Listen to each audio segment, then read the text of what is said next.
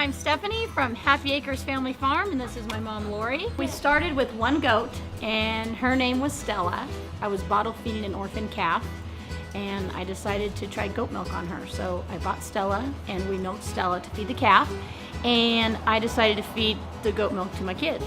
So I fed the goat milk to the kids, and that season, none of the kids got sick.